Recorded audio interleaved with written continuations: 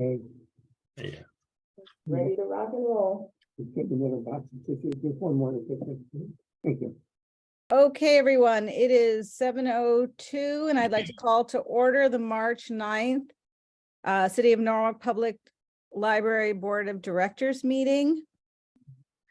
And in present are Alex Knopp, Geraldo Williams, Mary Mann, Janie Williams, Ralph Bloom, Patsy Brescia, Sherelle Williams,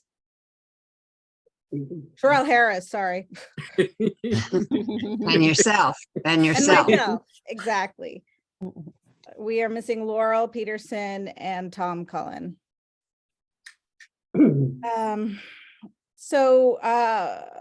Should we do the minutes first, Sherelle, or do you want to just get? No, I think we should, how you can do it however you want. I think we should do the approval of the minutes. Okay, then we can and move on then- to, yeah, we're gonna just rejigger the agenda a little bit because we have a guest here today, who is no stranger to us, Amanda Cleveland, who's gonna be talking a little bit about the Sono project. So, would someone like to make a motion to approve the February 9th minutes? Sure, so moved. Any discussion, changes, edits? I have a couple, but does anyone else before I do mine? Okay, so under Blue Teapot, I would like to add, because I know I said this, said the Blue Teapot will be closing on March 31st for financial reasons.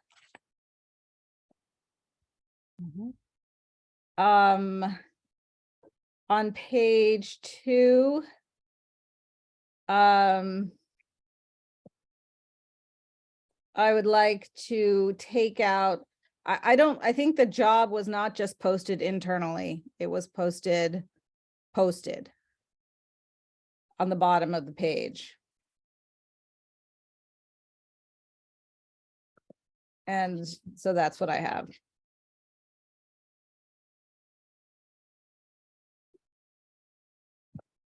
So I guess we need to do another motion to. Well, I'll accept those as friendly amendments to my Yeah. motion. Second? Anyone want a second? Well, happy to second. Okay, all in favor? Aye. Aye. Aye. One abstention. I abstained. So, One abstention, I just joined. so I Oh. also abstained since I wasn't here. Let the minutes reflect that Tom Cullen has joined the meeting. So we're gonna rearrange a little bit and start with the Sono repurposing project update. And so Sherelle, Amanda, I'm gonna leave it to you. Thank you, Moina, and good evening, everyone. I went before the Land Use Committee, just to give them an update of the project and the recommendation for the organization that we would like to have the mayor approve. And they were really happy about the project and they approved it. And I took the chance of showing them both of the designs, one with the dark wood and one with the light wood, just to see what their preference was.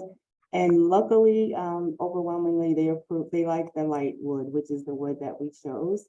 And they were very excited and very supportive of the project. And so I guess, we would discuss timeline. Amanda, excuse me. If anyone has any questions about next steps, we do go before the Common Council on March 14th at the next meeting. And once they approve, we'll be ready to go.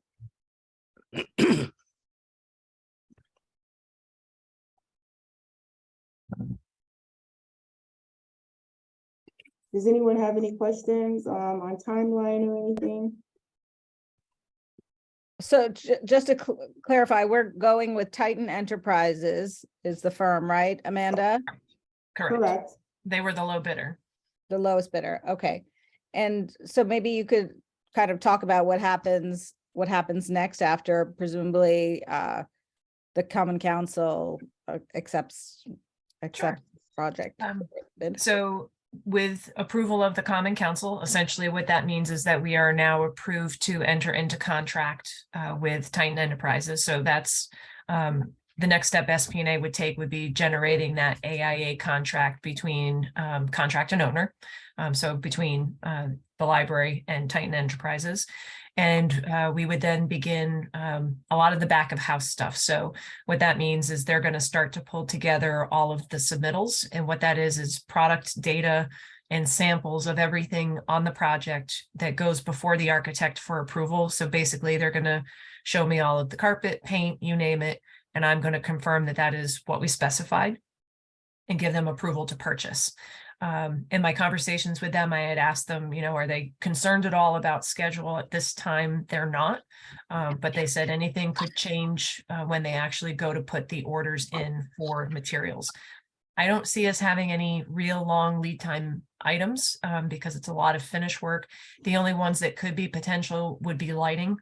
And I think generally what we recommend is we kind of take it as we get it. So if for some reason, if something comes back with a time frame that's outside of our project timeline, we'll come back to you and we'll say, it's X number of weeks out. Our options are to wait and, unfortunately extend the time frame that the library would be out of commission, or we look for an alternative product that can get here within our time frame and is still within our budget.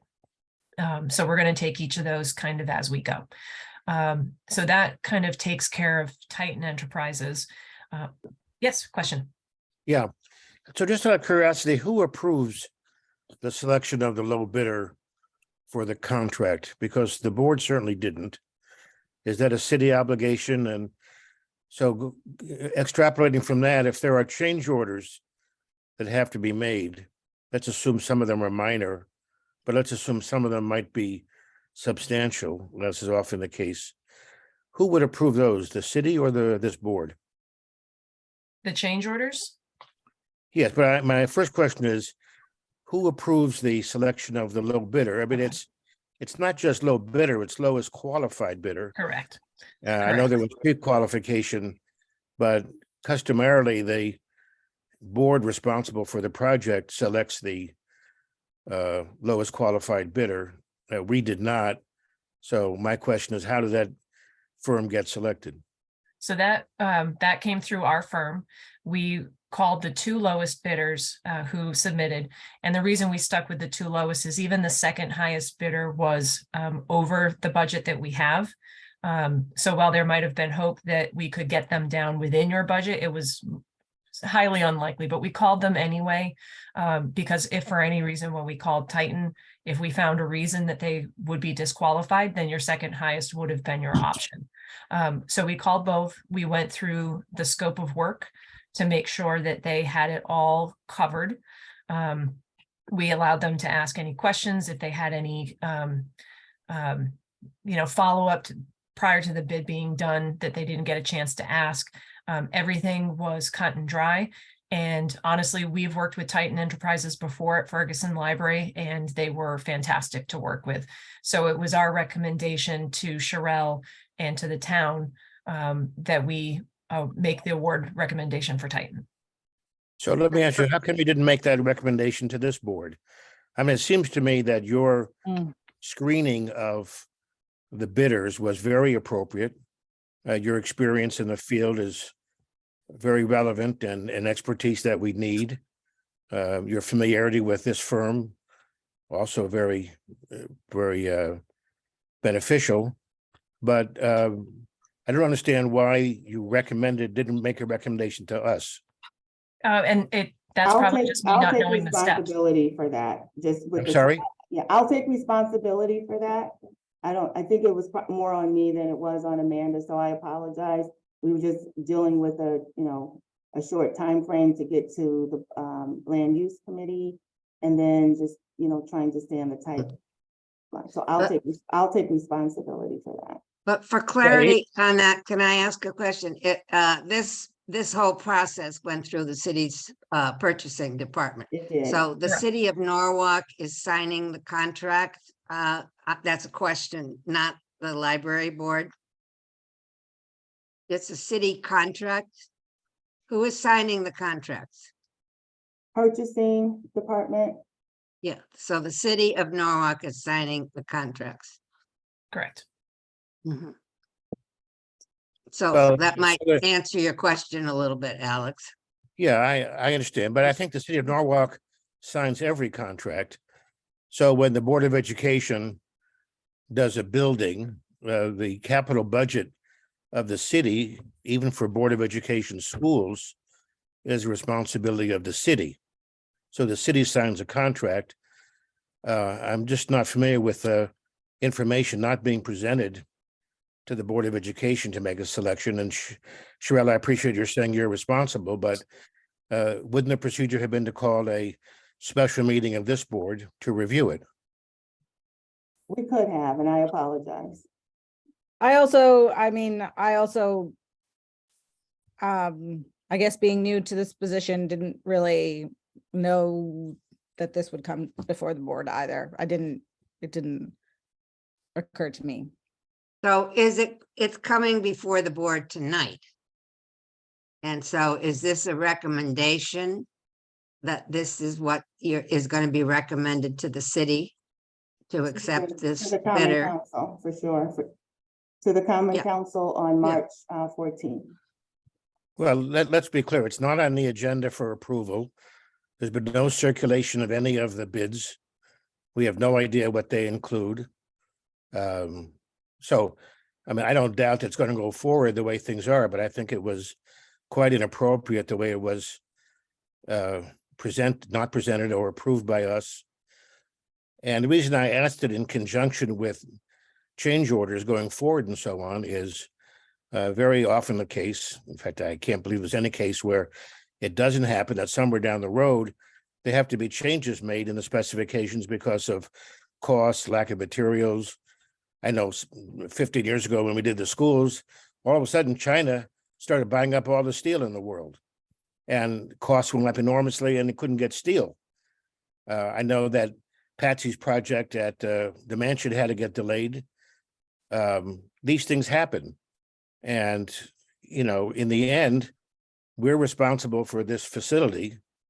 And therefore, I think it's a kind of a bad precedent here that this board is being ignored about such an important matter as the approval of the contractor.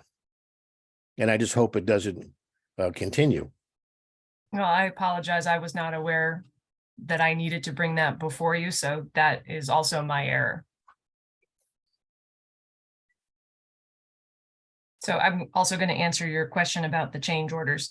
So when a change order is presented for whatever reason, lack of material, unforeseen conditions, or errors and omissions, that change order first gets issued to me, to the architect.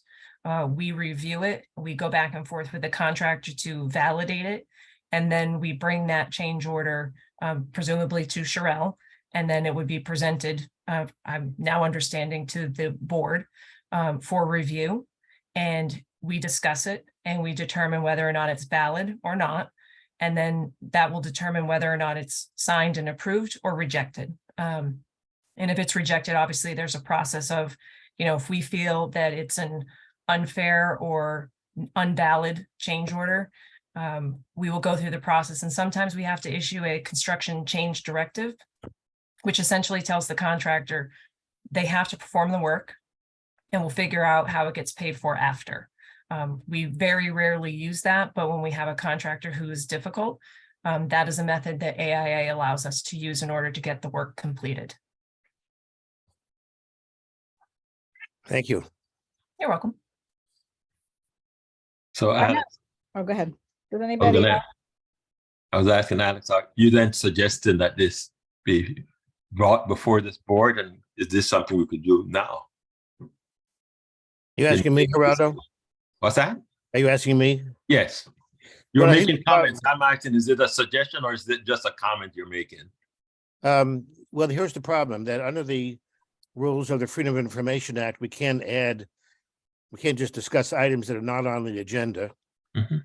So this item is not on the agenda. If we were to act on an item not on the agenda, then there's a potential penalty of it being reversed. And we have no documents before us. We haven't seen the bids.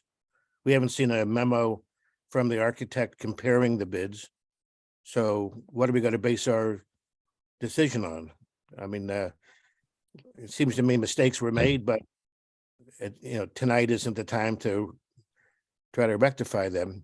And I asked the question in part about the process going forward, because change orders, as everybody here may know, can be either small or big. And I say that the cost of the project doesn't allow us to do things that we regard as important to the Stono branch. Well, who's going to make that decision? And that's why I think it's important to clarify, at least going forward, even if there was a mistake that was made and people are accepting responsibility, that's fine. But going forward, we want to make sure that we're the ones who decide on what the Stono branch will include for its facilities, its furniture, its appearance, all those kinds of things. So I'm concerned, going forward, I don't think that what has happened can be rectified tonight. So going forward, we can make sure if there are any change orders, we can make sure that in conjunction with the city, that the board is aware for sure. And to your point, the bids and the amounts were included in the packet.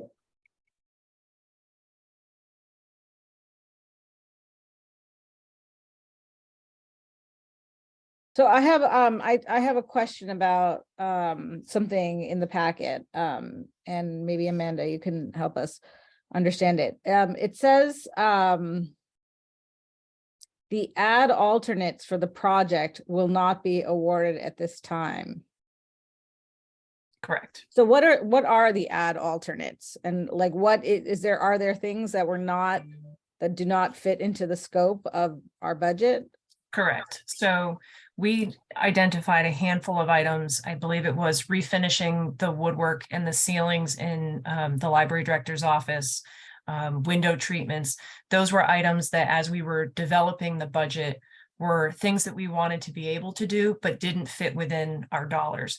So we designated those as ad alternates so that we could, if we're in a perfect world, our base bid project came in under budget, we would at least have a value placed on our wish list items to determine if we could add them into the project at a later date.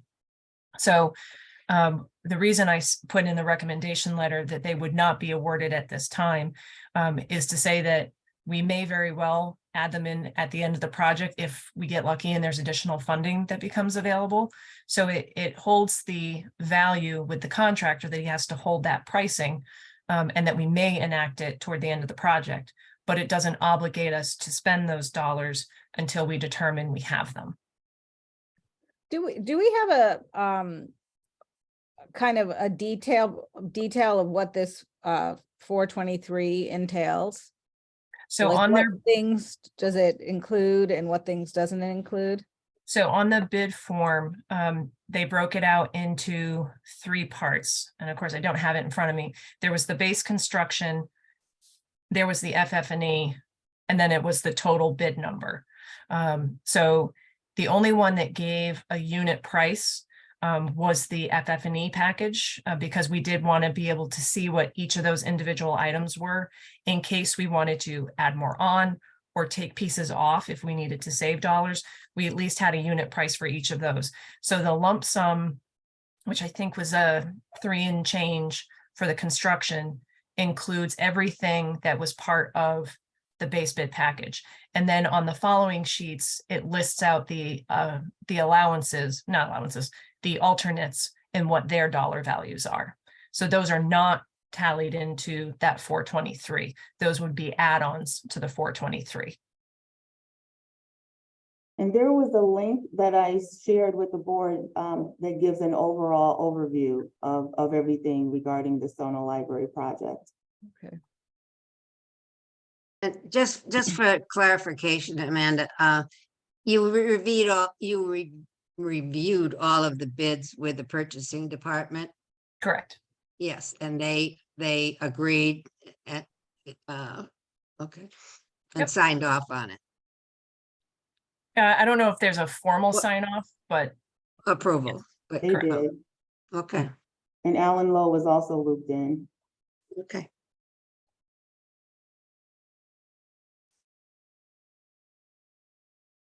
Any other questions for Amanda? So when are we gonna start? that depends on common council. Okay. And that's Tuesday night? Correct. Correct.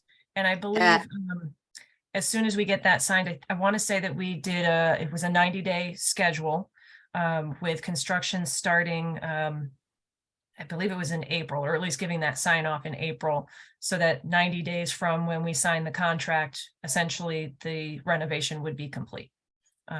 So once we get the approval, once we get the contract with the contractor, we will do a construction kickoff meeting, which point we'll establish the schedule, the responsibilities, next steps, all of the front end work that needs to happen in order to get the job going. Thank you. You're welcome. Amanda's So- had a long day, so are there any other questions?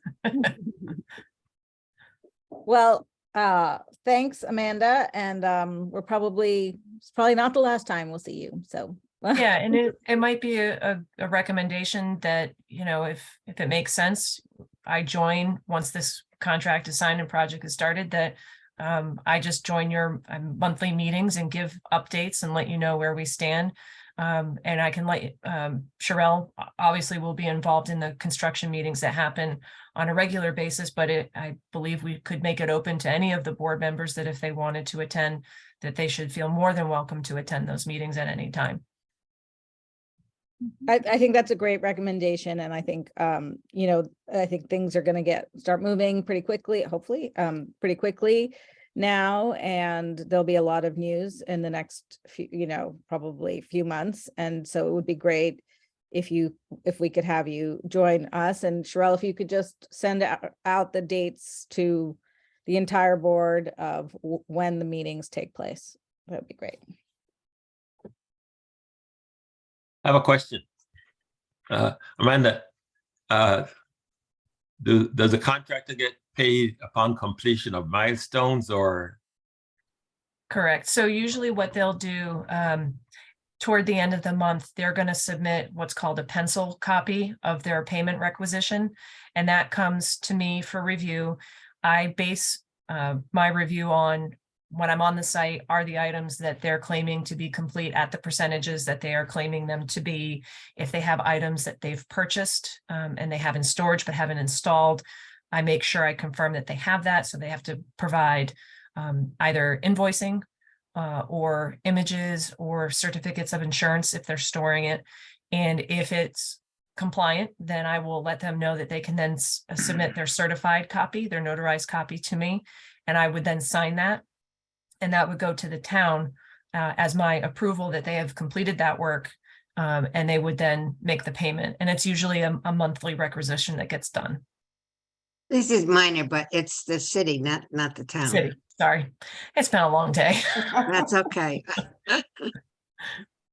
And is there any penalty if they're delayed, if they experience a major delay? I will go back and I will look in the requisition, not the requisition, the project manual. I don't recall whether or not we included liquidated damages or not, but I will look that up and I will let Sherelle know so she can inform the board. Okay, thanks.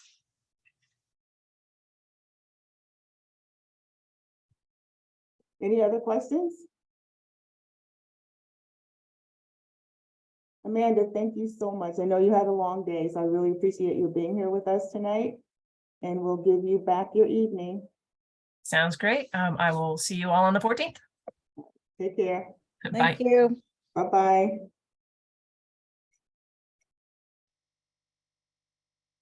So, maybe I should have asked this earlier, but it doesn't seem that there are any members of the public on this call, but are there any members of the public here that want to speak? Nobody signed up. Nobody signed up. Okay. Okay, before I get started, any additions to the agenda? Okay, so I'd like to introduce Geraldo Williams, who is our newest board member. I hope you, I think he knows some of you to some degree or the other. And I hope you all had a chance to look at his impressive resume. I've asked Geraldo to say a few words about himself by way of introduction. And I had a chance to sit down and have coffee with Geraldo, and it was great to meet him, to talk about our roots at Norwalk and all his volunteer work in the city. And he had really terrific questions. So I was very excited about that. So Geraldo. Hello, everybody. So I'm Geraldo Williams. I am what I consider a long-term resident of the city of Norwalk. I've been in August, I would be a resident for 40 years. I've Wow. lived on Bain Street since August of 1983. I'm an immigrant to this country. I was born and raised in the Republic of Panama, and I'm of Afro-Jamaican heritage. I say I'm an immigrant to this country, but I also say I've been a lifetime immigrant because my parents were immigrants from Jamaica. My grandparents had gone to Panama for the construction of the Panama Canal. I am, as a former resident of Panama, fluent in Spanish and English. I actually grew up in what was then the Panama Canal Zone, the U.S. territory within Panama. So, transition or moving into the U.S. wasn't, anything great to me because I always lived under the U.S. systems. Interesting thing, even living in Panama, I went to schools where, we had to learn the U.S. anthem and, God bless America, et cetera, et cetera. So this has been, it wasn't, even I came here when I was 20 years old, the transition of coming from Panama to here, was it different? Yeah, but it was, not a major obstacle to me. Yeah, my wife, who I came here to go to college, went to college at Texas A&M in South Texas, south of Corpus Christi, on what's the area with the King Ranch. Met my wife there, and I've been married to her for almost 50 years, which God bless give you. you, Wow. give you an indication. I'm probably older than I seem to be. But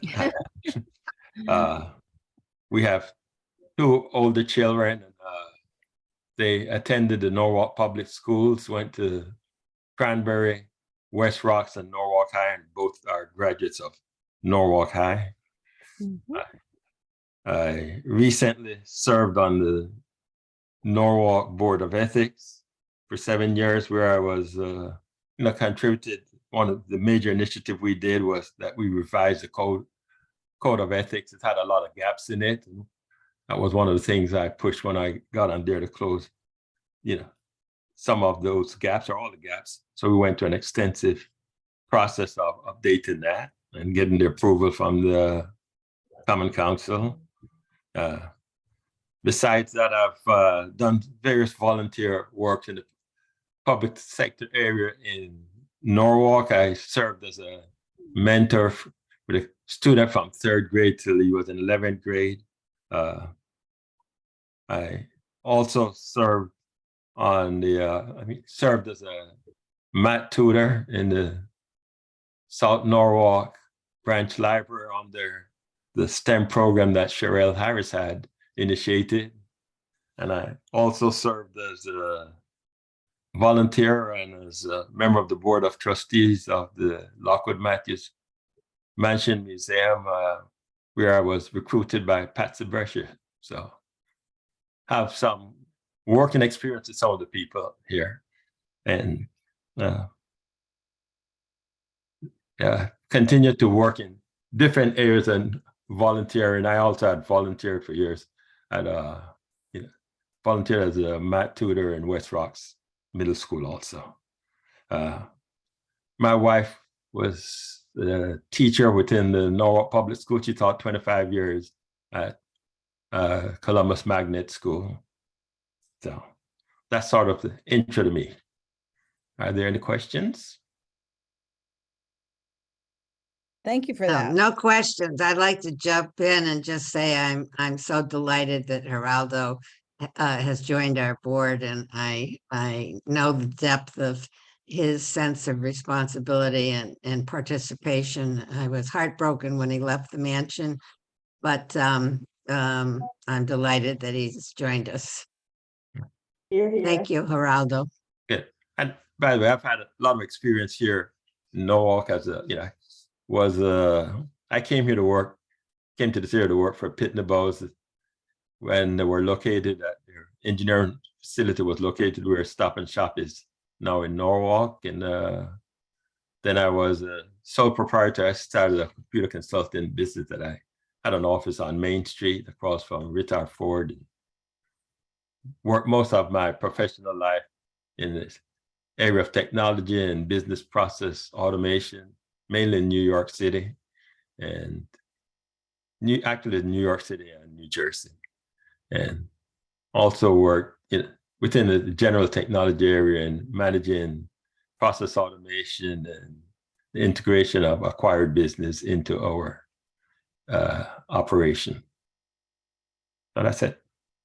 Geraldo, can I ask what did your wife teach at Columbus? Because my kids went there and I wonder if they ever had her. Okay. Maybe they did. She taught third grade. She was Okay. the third grade teacher. So if you had Mrs. Williams, that's it. She taught third grade for 25 years. Okay, I'll ask them. Okay. Yeah. And I'll ask her if she had your kids too. Maybe she I did. remember Mrs. Williams. Okay. Yeah. Well, you more told for me. my kids, right? But thank you. And I'm just gonna switch up a couple things. I've asked when Geraldo and I were speaking, he was asking really great questions, and a lot of the questions he asked were around governance. And so I've asked Geraldo to sit on our governance committee. Sharon was on that committee, and so he will be joining us. And we have kind of been on pause a little bit on that. So I would like to reconvene our group and between now and our next meeting to push that forward. You know, I think as I sit where I sit right now, I'm learning more and more about kind of some of the gray areas, and the lack of clarity are becoming more clear to me, and feel even in a better situation to kind of try and help get clarity from the city around our roles and responsibilities. And we have, as you all know, we're in a perfect moment now as we're rewriting or revising the charter. So I just wanted to say that. And I sent around this morning a letter that I sent to the mayor regarding our capital budget. I sent it to only him at this point. Well, I CC'd several people, but as I was looking at the calendar, it seems like there's a moment right now where the mayor can reinstate some funding before the budget goes to the BET and Common Council. And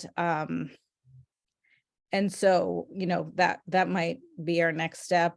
I would welcome any feedback on that letter, and if there's any ways to make our case even more strongly than that. So are there any comments? Yeah, I thought it was a great letter. Thank you very much. And, you know, now with Geraldo on board, you know, maybe he can help us push to get that business center going that we talked about, and try to get that reinstated. Because we need it. We really need it. It's very important. Mhm.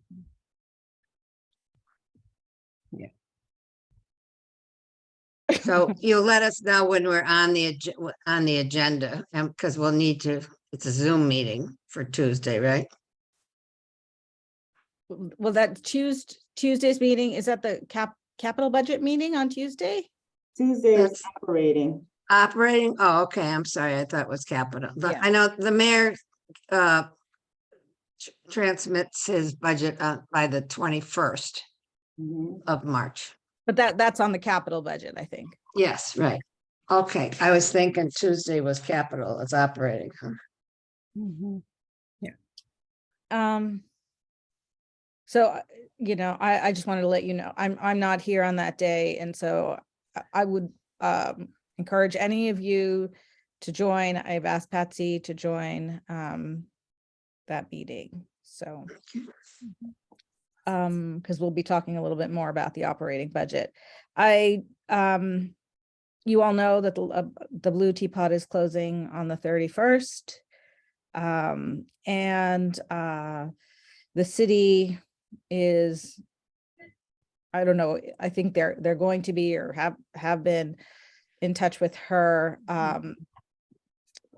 about the space and thinking through what she might, she invested in several things over there and what she will take with her versus what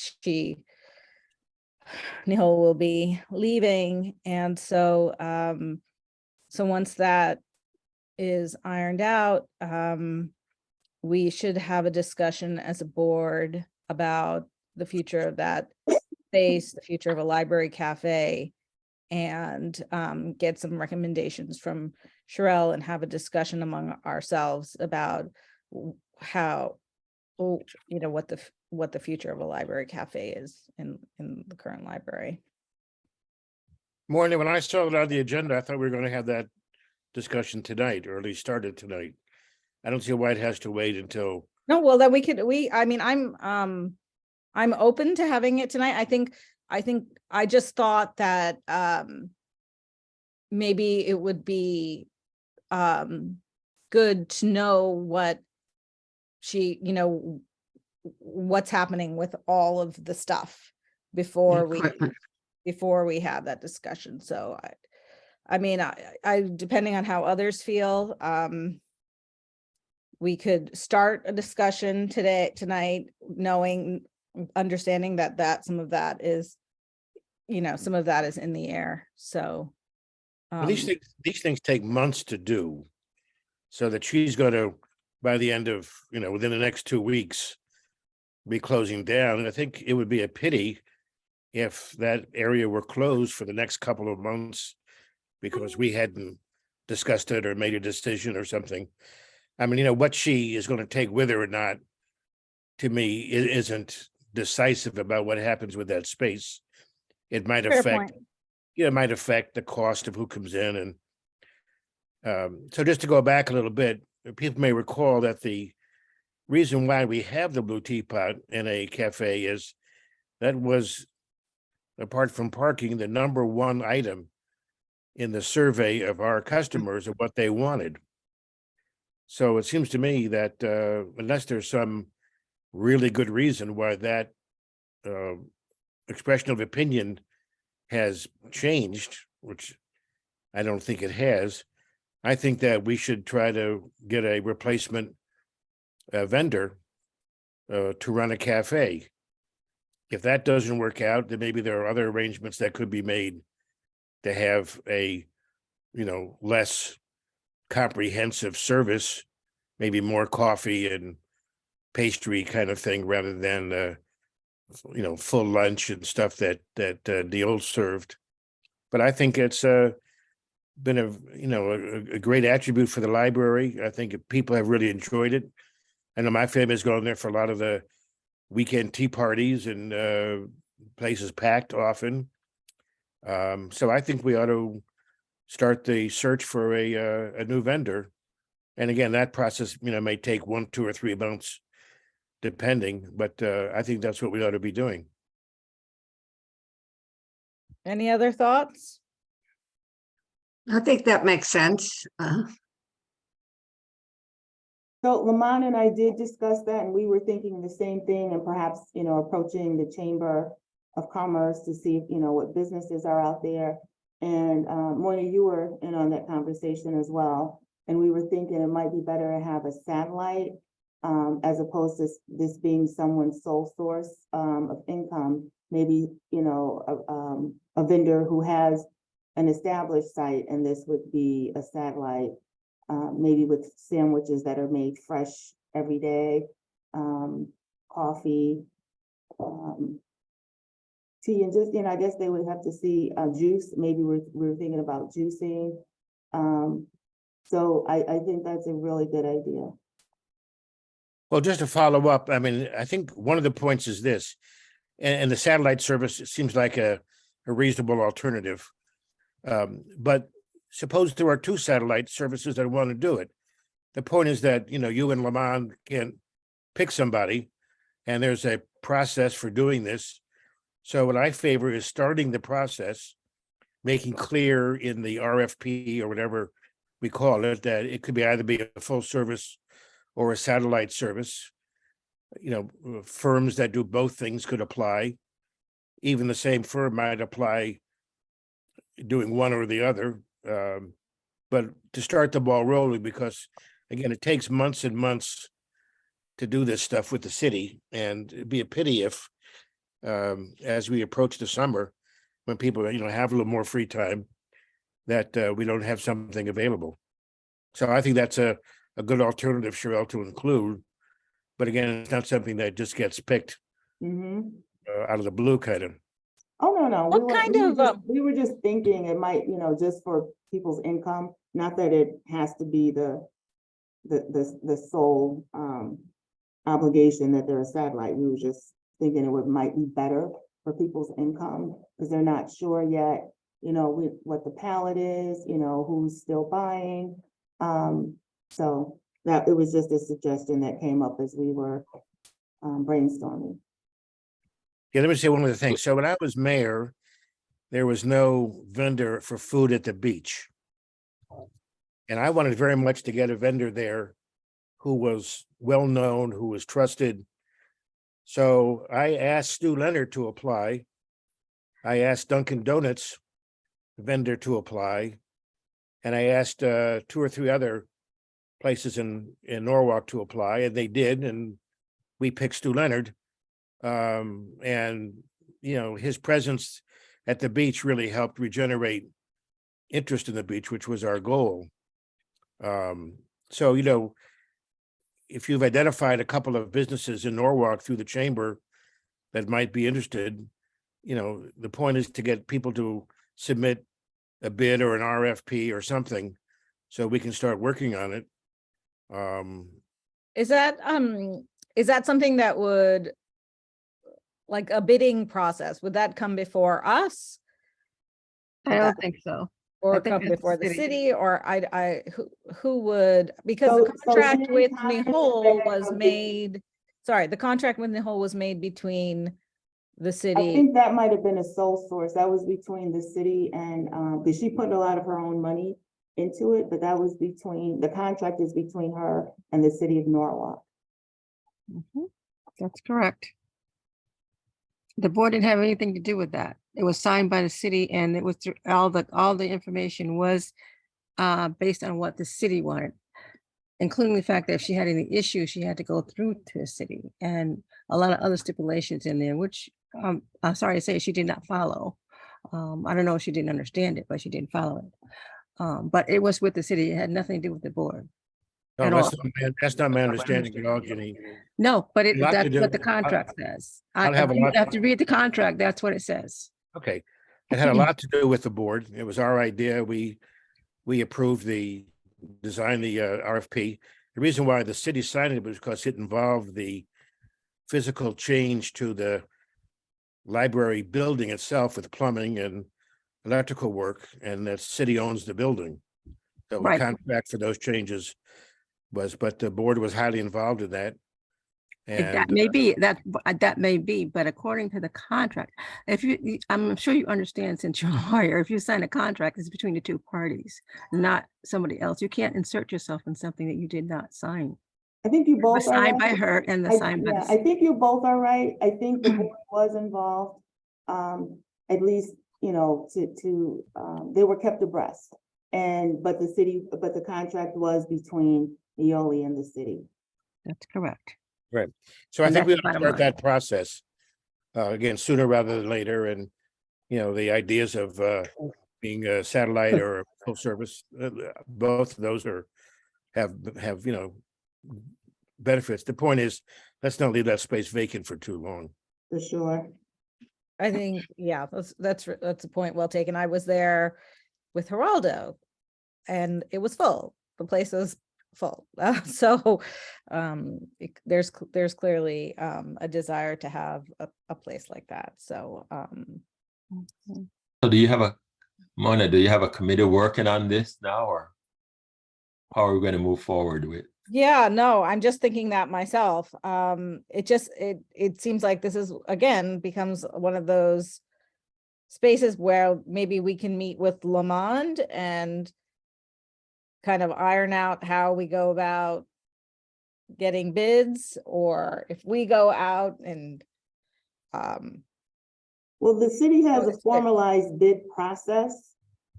So they would be the people who would set up the bids, the dates that they, or the time frame for the bids. They're the ones who vet the applicants. So the city is responsible for that. We can discuss like what we want and that sort of thing, but the city is responsible for the bid process. and so let my next step is I'm going to talk to Lamond Okay, about this as well. So, and Well, go can I ahead. make a comment here? Any willing service provider, this is a thing about the city granting somebody, some enterprise, the permission to use the space to operate a little food and beverage service. It's got to have a better, whether it's satellite or standalone, a satellite of another business or standalone, it's got to have a greater prospect of profitability than the one that's going to conclude. I think that's what the situation is, and we got to keep that in mind. Yeah, we and don't if want it- a revolving door of people coming in and out. Right. But that's Tom, true. no, That is Tom, no, if I that's right. I could- mean, Tom, if I could, let's not forget that a few months after this opened, COVID hit. COVID hit, right? For 2.5 years, there's been nobody coming into the building almost, and it's not very good for a cafe to have Yeah. the pandemic. So she had a terrible luck there. And hopefully the next person won't. Do we have a, well, I got some thoughts with that I won't share just now about the whole reaction to COVID. So anyway, we're gonna leave that alone for the time being. But yeah, no, I mean, it's really, I mean, and there was a kind of even after the library reopened, it has been like libraries all over the place. It wasn't a rush to run back in. It has been a build. So, so we're kind of just starting to see that. What did you say, Moina? There was not a rush? not immediately. Yeah. And many people didn't even know we were open. But people, they definitely know that we're open now. The thing is, like, I've talked to supervisors, and for the adults, many of them, they like the idea of hybrid, but we're not quite there yet. We should be there in May. We had the setback because the vendor couldn't get a very important part.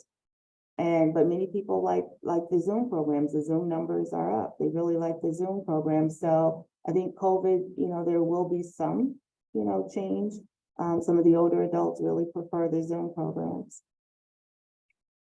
So as a next step, why don't Sherelle, Lamont and I sit down and come up with kind of, if the city is going to do the bid process and we kind of decide on, what really fits with, the needs of the library, I'll come back, we can come back next meeting and talk about laying out kind of a process for this. Then again, that doing it that way and not getting it kick-started is just gonna protract it as to Alex's comment, it takes like 2 or 3 months to even get an RFP created and out to bid with the city process. So I don't know if, we can somehow as a board move it faster, try to come up with a way of getting it moved along faster. Well, one way to do what Patsy is suggesting is, Maureen, maybe you could circulate the RFP that we put out that brought the Blue Teapot in. Okay, She was not invited as a sole provider to come in, and the bid was put out and she bid on it. So why don't we review that? And, maybe it just has to be tinkered with a bit. Yeah, And we can. it's a good idea. okay, that's great. So who would have that RFP? The city purchasing department for sure, Okay, because they're the ones who, as was said, they supervise the bidding process. so maybe Alex, why don't you, what happened last time to get the Blue Teapot in? So what was the process to bring The the board Blue Teapot in? approved specifications of what we wanted, what services we wanted a cafe to provide. That's the specifications are the heart of every RFP. The city puts in a lot of boilerplate about how long to apply and references and so on. And then we see who made the bid. And then you take an action. You heard tonight about the Sono branch.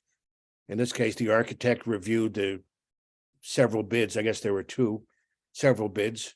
Normally, then there'd be a recommendation of why one of them is superior to the other. And that gets then presented. And that's how you move forward. But the heart of it is, whether it's the Board of Ed school building or the cafe or the Sono branch, what are the specifications of service that you want the successful bidder to provide? And that's how the bidders decide how to price out their bids. So do we have a requirements document that was used previously to develop the RFP? There was one, Geraldo, yes, there was one. I don't know who has it. I mean, because Christine was the executive director, and I don't know what happened to her files, but certainly the city purchasing department has, because they formally issued it. So we'll request that and then circulate it and. Okay, so I'm sorry that I'm asking so many questions, but would the board approve the RFP to give to the city? Yes, we're the one who decide what kinds of services we want a cafe, what we think the hours should be. For example, this board knows better than the purchasing department what are the busiest hours of the library, and when do we want services to be provided on a weekend or not, or the weekdays or not, or what time, those kinds of things. And then that collection of services that we want the cafe vendor to provide and then turn over to the city.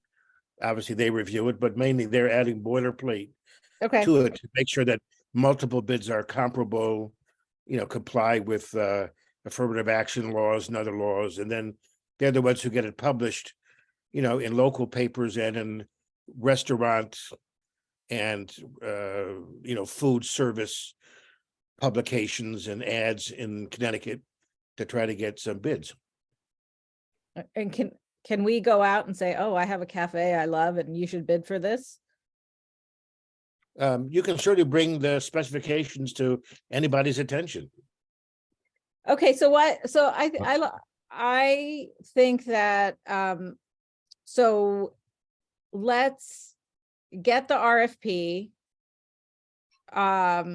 And look at, and Sherelle, you know, you can look at it, we can look at it, and then bring it before the board next time, given with some specifications based on what the library users would want, and then we can look at it together and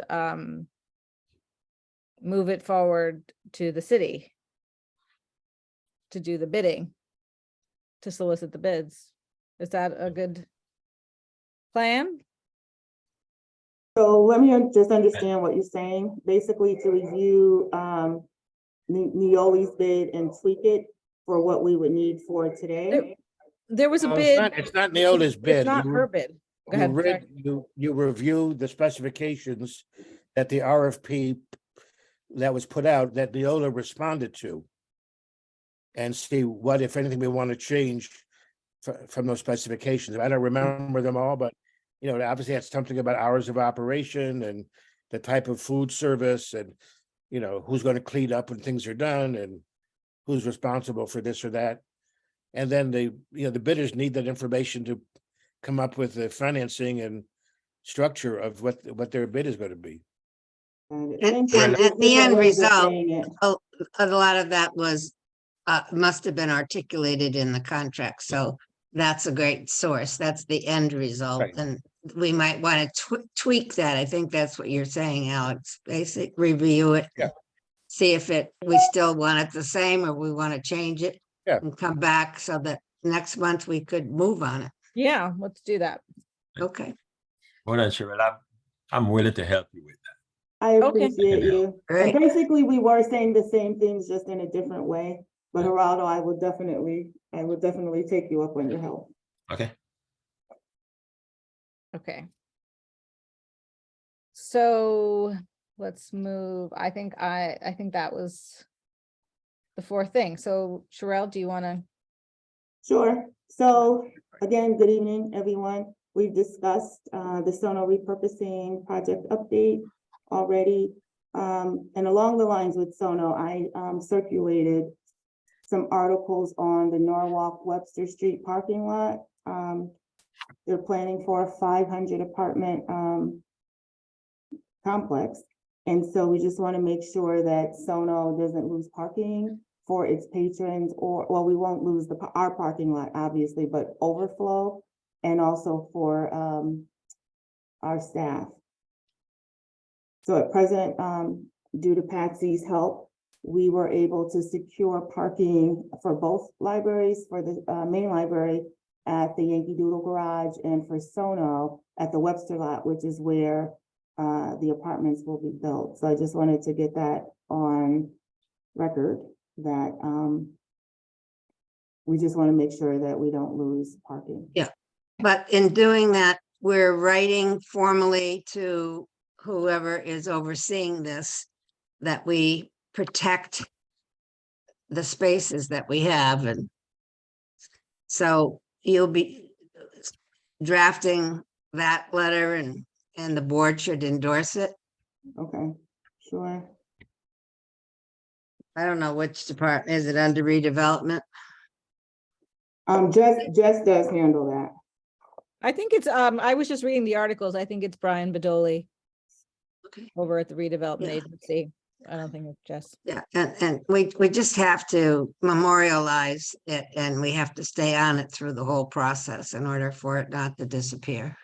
Got it, okay. All right.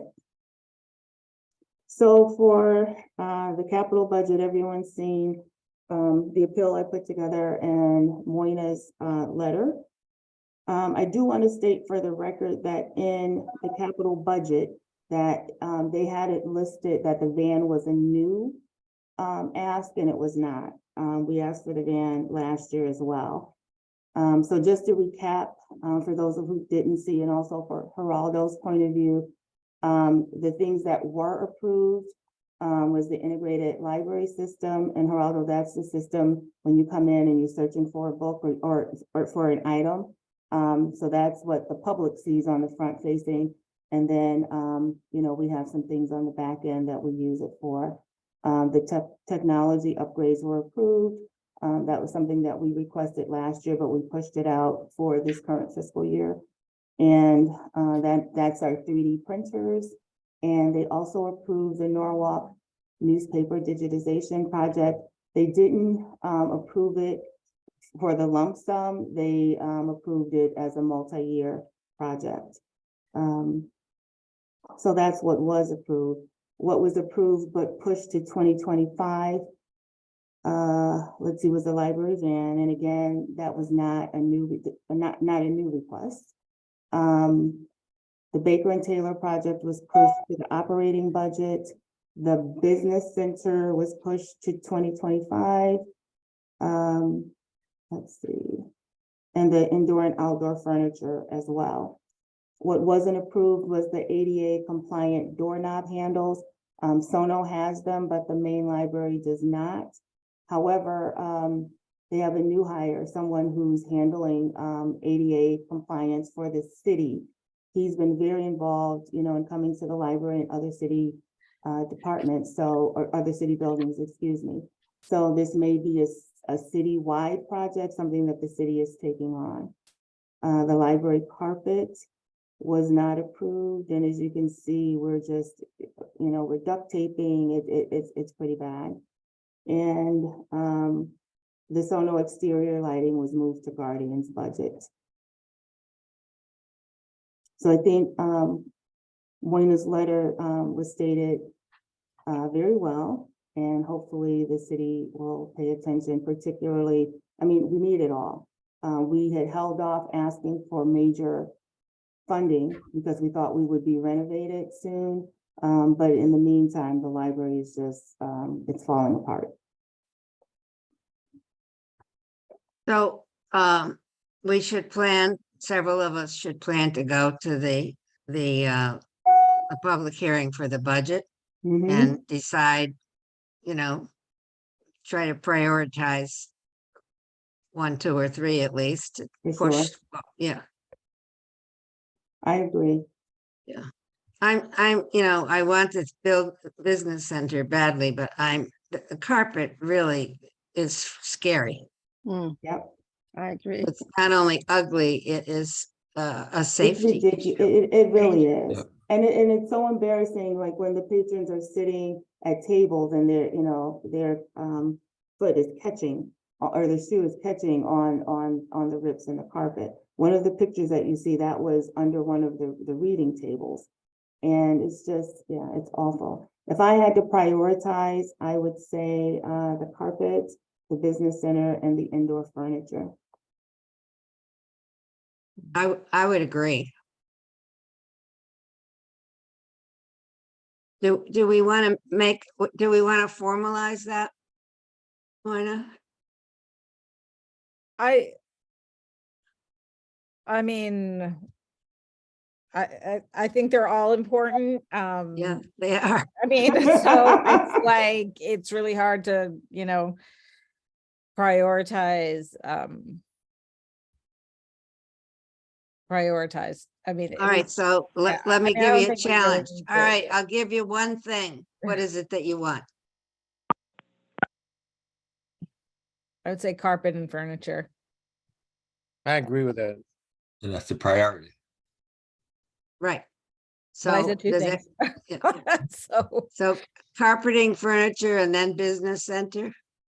For Yeah. sure. I think that's a great idea. Okay, I would be happy to make a motion that is what those, we established those as our priority In tasks. that order. In that order that you specify. Yes, carpet, furniture.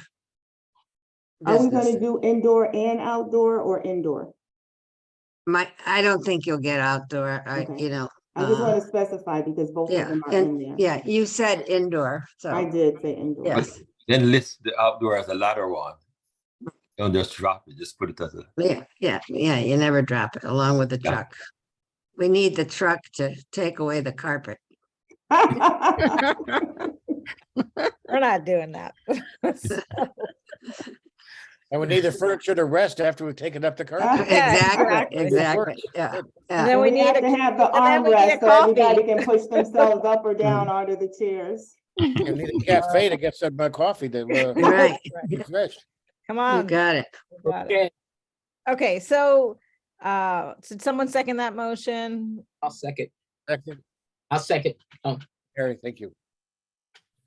And all in favor? Aye, Aye.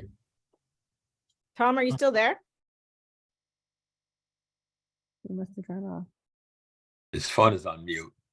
Oh, maybe he's on mute. Okay. I don't know if he's aware. You might, Tom, you're on mute. Okay. So let's move to operating budget. Okay, so operating. So I first want to state for the record that the library did not merely request increases to the operating budget, but in an effort to be fiscally responsible and play well on the team in this fiscal environment, we cut where possible to offset some of our requests. And so the total reduction in operating was roughly 26,000. And I will be submitting the, asking the city to open for the passport agent. And the passport, the revenue that we generated that went to the city was roughly $30,000. So, or 35,000, excuse me. So that will be another form of revenue. So I just want to state that, you know, that we are trying, we're not just asking, but we're, you know, we're trying to give back as well. One of the things I was really disappointed in is that we did not get our third custodian, nor did we get the communications coordinator position. And just this week and last week, we had one custodian, we have two full-time custodians. And there were a couple of days where, you know, they were out. One was having a procedure and the other one had COVID. So having that third position, you know, is really important. It helps us with Sundays, which are not mandatory. So, you know, it's great to have, you know, custodians who can work Sundays and not one person just doing all the Sundays because they burn out really quickly. So that is a position that we really need. We really need that third person for. Sure, can I Yeah. ask you a question about that? Sure. I agree with you. Do you know, was that position forwarded to the Board of Estimate, or was that cut out in Lamont's budget in which he presented a Community Services Division budget to the Board of Estimate and the mayor? I believe it was, from my understanding, it was the CFO's recommendation. But that's a good point. I do believe Lamont supported it from our conversations.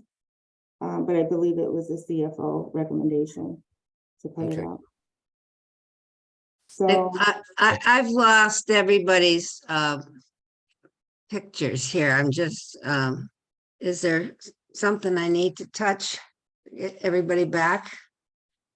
can you look at your view, Patsy, up in the Yeah. right-hand corner? Top right? And see if you see a view. It may say speaker view, it may say gallery view. Share this page, bookmark. I don't know what happened. It just went away. It happens sometimes. All right. Well, I'm But you here. might, if you're on share this page, you might be up a little too far. Make sure you're within the box of the window for the Zoom. Yeah, because we can see you. We can Yeah. see you. Really? Yeah. It just is a big word Zoom on my screen. That's it. Oh, you might, yeah, click that. If you look on, I know what's happening. You're looking at the actual page. You look on the bottom there, you said the word Zoom, click on that. No, right in the middle of the page is No, just a no, big, I know what you're talking about, but you're Okay. on the actual Zoom page. You gotta go Yeah. look down where it says Zoom. There's a little box that says Zoom. Click on that and it'll pop, everybody will pop back up. yeah, well, just keep going. Because I don't want to bother everybody. But I didn't want you to think I had gone away. But Well, I we can, can still see You're it. there. All right, well, okay. Yeah. So, Sherelle. Cheryl, a question. sir, With regards to the difficulty with the hierarchy, would it be possible to get, if that's not approved, would it be possible to have somebody listed as a part-time that they don't have to have them full-time, that is almost like on demand, that you can have access to that part-time person when there's somebody out that's ill or you need them to work extra hours on the weekend, or you just have to work on the weekends and filling in for anybody that's not able to that come. doesn't come in. We can try, but in this climate, how, are we gonna keep that person if something else becomes available? Yeah. For them. So, I mean, good point. Don't get me wrong, good point. But There's some we've people had that- that before where we've hired part-time and then they get a full-time position and then, they're out. And there are some people that work part-time and looking for extra money or work full-time, maybe work nights and come in and do this on the extra hours. Good point, but we really need that Okay. position. We need that position and we also need the communications coordinator position. But just what we experienced this week, we really need that custodian position. So if you had to prioritize, Sherelle, what would you? Oh, I would probably say the full-time custodian. And maybe this year, if they increase our part-time budget, we could hire, the coordinator, the marketing and communications coordinator. That would kind of be their audition to see, how they do. And maybe next year we can get it funded full-time. So, so this, it sounds like we need to push for, so the operating and the capital have a separate, different schedule, right? In terms of when they're being heard. So on the Tuesday meeting, you're saying is for the It's operating. Yeah. Operating, and I sent you guys, there's a list of all, I've included it in the last 2 or 3 packets for the capital. The capital yeah. calendar. I'm sorry, yes, so for the next capital. meeting. Okay. So I'm gonna go with Sherelle for the operating on Tuesday. So Tuesday Sherelle, we can rehearse. But For sure. maybe we can be together during the Zoom. I think it would be stronger. For sure. I'm happy to have you with me. Okay. And I would really love, maybe if we can write a letter as well. But I'd love to have you with me. And I love your rehearsals, Patsy, so. Yeah. Okay. So the other thing I'm sorry, Moina. Oh, no, I was just, no, I was just, that's fine. Go ahead. Sorry. Oh, Okay. I was gonna ask a question. We had a third custodian before COVID, right? For We had, sure. and how long did we have three custodians for just many years, right? Oh, my gosh, yes. Forever. At Forever. one point, we had 4. And we had a building services manager as well, which I thought was great. There was, when Guardian took over, I think part of that salary may have gone to helping them get their engineer. And then that our manager position then became a custodian position. But when Joe Baker retired, he took the early retirement. We were down to 2, which was okay when, during COVID. But now that, we're open and we're open Sundays and, we may have call outs, it's not something that we're just asking for. It's something that we definitely need. Yeah. And one of the major things is, we're open 7 days a week. Other departments aren't. And so that is the It's push. huge, Yeah. for yeah. sure. Yeah. Okay, for so sure. I'm gonna start writing a letter about it, and then I can hear more about the meeting that Okay. happened on Tuesday. I'll debrief with you on that, and then I'll work on Okay. the letter. Yeah, and that's inevitable when you have two facilities Right. and you have only 2 maintenance positions, and one of them is on vacation or gets sick or has some other, maybe on injury leave or something. it's impossible to have one person cover two facilities. 7 days a Old week. days- In the So old days, sure, but wasn't there the third person was like a floater, it went between the two buildings? They went between the two, and then the person that we hired, just fit right, into Joe Baker's footsteps as far as, treating both facilities equally, going between the two. So it's nice, but like I said, he was out with COVID and we had the other person who was out, what was he out? Because he had a procedure. Yeah. And so. So there's who an are our open- two who now? comes in? It's Otis. I know Otis. And then who's the other person? What's his name? Mark. Mark. Yeah. Okay. So it's inevitable that there are going to be vacant hours if one of the. two- Exactly. Yeah. And therefore, it's really, it's not a Oh. guess that there may be a problem there. It's predictable there will be a gap. It's a liability. That's my favorite word. Even Yeah. when Who locks up the building and opens the The buildings? custodians do. Okay, so there, to that point, you don't, you have one person. I mean, we can. I mean, there are times like, at Sono that, I would go in and I would open and close, not a major, but it's not something you want to do all the time. No. And to this point, I was here at 7, working those hours, in addition to mine. I mean, it's no fault of theirs that one person gets sick or the other person, or that either of them gets sick. But it really would have been nice to have that third person. Okay. So, It's not, would have been nice. It's the necessary. requirements, yeah. It's necessary. I'm being Midwestern polite, but I agree, it's necessary. Okay. So, yes, it's necessary. So the other thing is we did ask for an increase in our budget, where we pay for, things that are, what is this, the, Supplies. garbage and, for pickups. And here's the deal, they've gone up several times, and this last time they went up by $60. And the increase, they say, is for fuel costs. But, it's, yeah. And so that was not funded. So either if they don't fund it, we have no choice but to pay it. We will have to go in and ask for an increase, or we'll have to transfer from one budget to another. But these increases are quite a bit. And in your packet, I included 3 invoices, so you can just see what the jumps are. It's incredible. So for that, if we're going to appeal, either if they keep the budget as it is, we will have to ask for a transfer or for more money. Same thing with our office supply account.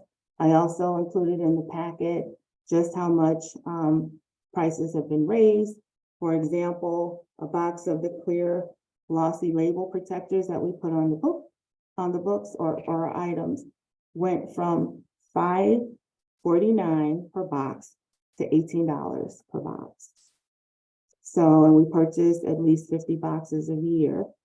So, same thing with that. If they don't increase it, we'll either have to ask for a transfer or we'll have to ask for special funding. And the final thing is the pre-processing for Baker and Taylor. We originally had that in the capital budget, but the CFO asked that we put it in the operating. And that was not funded. I'm looking at ways that we might be able to make it happen, but I'm just not sure that we can. And just as you can see, cataloging had 3 full-time library assistants, 1 part-time assistant, and a part-time library clerk. And if we can get the pre-processing done before it comes, and what that means is, so the labels would be on, the cataloging would be done before it gets here, and the staff, would just be responsible for making sure everything's okay, and then maybe original cataloging things that may not be in the Library of Congress catalog, just say like our indie authors, our local authors, they could do original cataloging at that point. But this would save us a lot of time and a lot of money.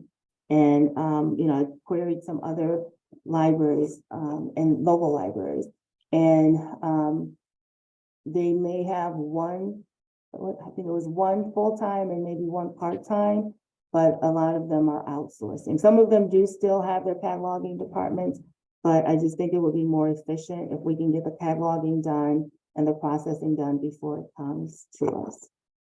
And then everything is uniform, across the buildings, and to the efficiency study point, for us to have a uniform library. So, But you're saying he didn't, that's also not part of your budget. he didn't, I hesitate to say that I do understand. We did not spend all of what we were granted or what was approved before. But, at the same time, we were closed partial year. Most people at that point were downloading, but people are coming back into the building. They are looking for those bestsellers. We had not had summer reading for a couple of years. This year we will have summer reading, and we buy multiple copies, of the books for summer reading. So I can see his point, but I want to make the point too that COVID changed a lot of things, but people are coming back into the building looking for those books and items as well. So that's my 2 cents on the operating budget. Okay.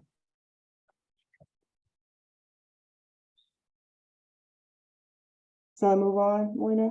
Yep, sure. Okay, Unless so- anyone has any more questions. Okay, so on to some of the fun things. It looks like the consensus for the aquarium press conference is March 23rd at 12:30. So I just want to make sure that that's, from what I could see, that was okay, but does that sound okay to everyone? Yeah, that's I fine. know the mayor can make it. He was very kind. Initially, he could do 2, but he does have a hard stop at 1 if we go with 12:30. I think Alex's last email said that 12:30 was better for him. Janie said that 12:30 was better for her, and everyone, and Moina, you said you could be flexible.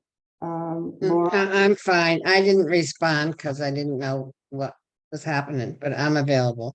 okay. Okay, so I'll go back to the mayor and let him know. And John, I know John, that day works for John. Randy, I have to check. I sent him an email. I didn't have a chance to look at his response yet. But Now, it looked- are we inviting any of the common council? I did. Okay. I sent an email to Greg Burnett, and he sent it on to the Common Council.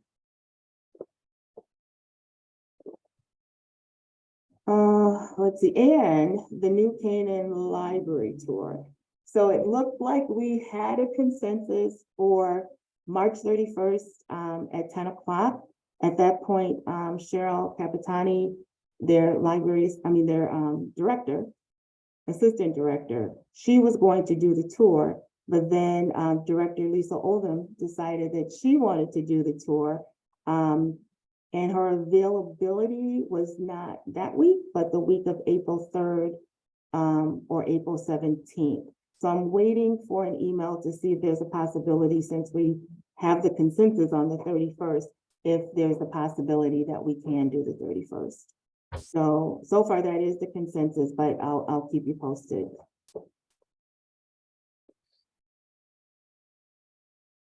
And So, that's yeah, okay.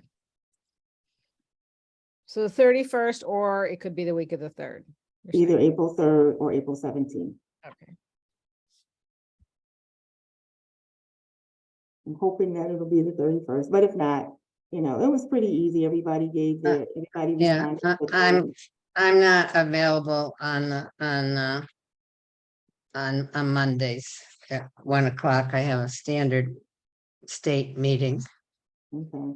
The 31st is really good for me because it's my spring break, so that's why I Yeah. have so much You were so flexibility. flexible, And then yeah. on Mondays, I can't really work from, What was the week of April 3rd or the week of April 17th? okay. Not necessarily, yeah, Oh, not necessarily those dates, but we'll Okay. see. I'll see what they come Okay. back with. I would love, it would be great if Cheryl and Lisa could both be there. So we'll see. I'll wait to hear if they can, if Lisa would be available on the 31st. If not, I'll go back to the drawing board and try to find everybody's availability.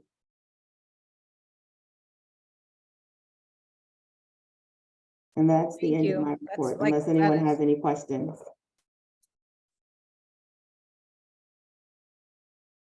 Okay. Does anyone have any, thanks, Cheryl. It's a You're lot. very welcome. Any old business or new business? If not, I move to adjourn the meeting.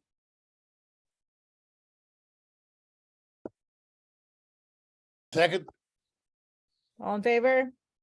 Aye. Aye. See you at All the right, we'll see. foundation meeting. hey, Tom, nice to see you, Tom. Seeing the unseen. That sounded That's like okay. a dig. It's nice to hear your voice again. Nice to hear your voice again. All right. See you guys at the foundation. Same here. Okay, bye. We'll see you at the Bye. foundation meeting.